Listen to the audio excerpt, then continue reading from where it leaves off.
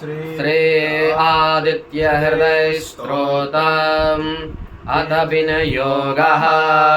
ओम अस्य आदित्य हृदय स्तोत्रस्य अगस्त ऋषि अनुष्टुप् छन्दः।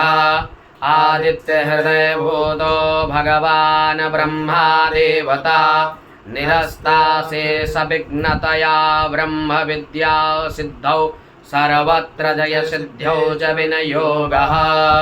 ओम अगस्त ऋषये नमः शिरसि अनुष्टुप् छन्दसे नमः मुखे। आदित्य हृदय भूत ब्रह्म देवतायै नमः हृदे। ओम बीजाय नमः गुह्ये हस्तो प्रक्षाल्य रश्मिष्मते शक्तये नमः पादयो। ओम तत्सवितुरित्यादि गायत्री कीलकाय नमः नाभो। ओम करन्यासः रश्मिष्मते अनुष्ठाभ्यां नमः। ओम समुद्यते तर्जनीभ्यां नमः। ओम देवासुर नमस्कृताय मध्यमाभ्यां नमः। ओम विवस्वते अनामिकाभ्यां नमः।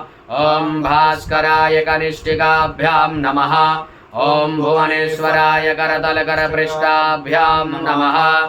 अथ हृदयादि अगन्यासः। ओम रश्मिष्मते हृदयाय नमः। ओम समुद्यते शिरसे स्वाहा। ओम देवासुरनिर्कृताय नमः शिखायै वौषट। ओम विवस्वते कवचाय होम। ओम भास्कराय नेत्रत्राय वौषट। ओम भुवनेश्वराय अस्त्राय फट।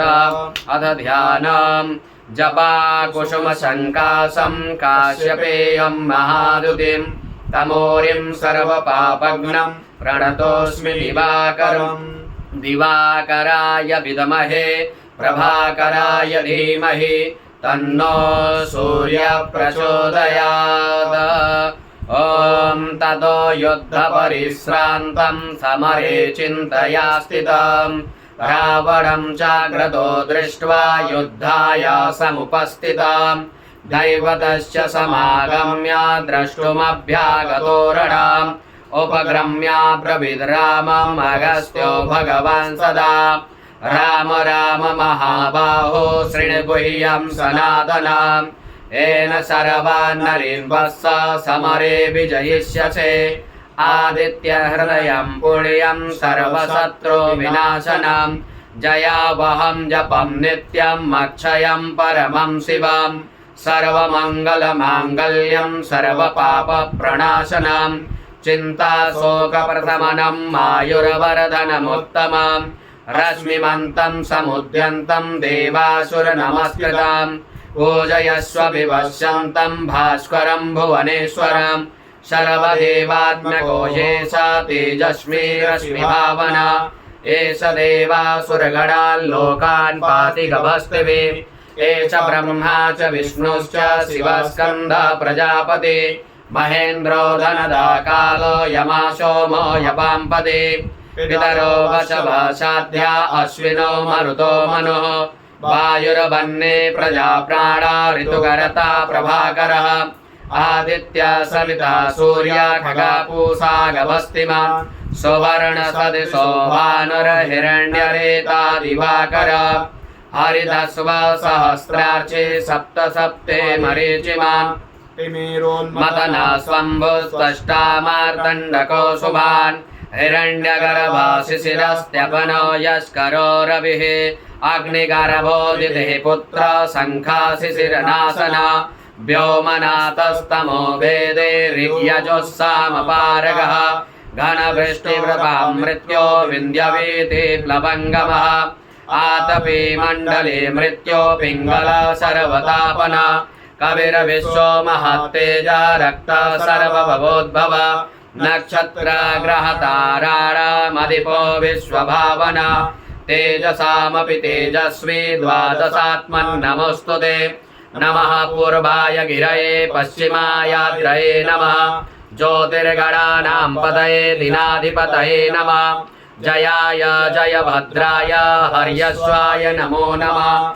नमो नमः सहस्रांशो आदित्याय नमो नमः। नमः उग्राय वीराय सारंगाय नमो नमः नमः पद्मप्रबोधाय प्रचण्डाय नमोस्तुते ब्रह्मेशानाच्युतेशाय शूरायादित्यवर्चसे भास्वते सर्वभक्षाय रौद्राय वपुषे नमः तमोघ्नाय हिमग्नाय शत्रुघ्नाय मितात्मने कृतघ्नगणाय देवाय ज्योतिषां पतये नमः तप्तचामीकराभाय हरये विश्वकर्मणे नमस्तमोभिनिघ्नाय रुचये लोकसाक्षिणे नाशयत्वे च वैभूतं तमेव सृजति प्रभुः पायस्ते स तपस्ते स वरसत्ते स गभस्तिभिः एष सप्तेषु जागर्ते भूतेषु परिनिष्ठिता एष चैवाग्निहोत्रं च फलं चैवाग्निहोत्रणम् देवाश्च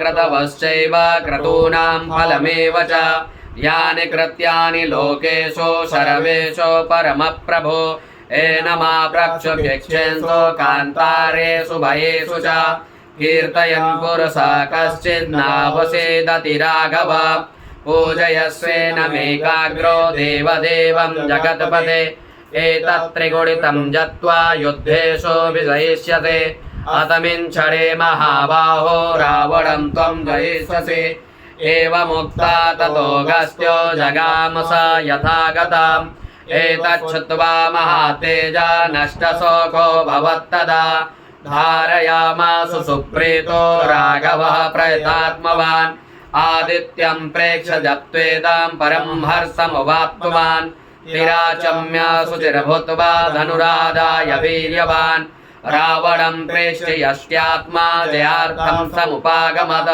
सर्वयत्नेन महता वृदत्तश्च वधे भवद अतरविरवदन्निरीक्ष रामामुदितमना परमं प्रहस्यमाण निसचरपति संक्षयं विदित्वा सुरगणमध्यगतो वचस्वरेति हरिः ओं घृणसूर्याय नमः।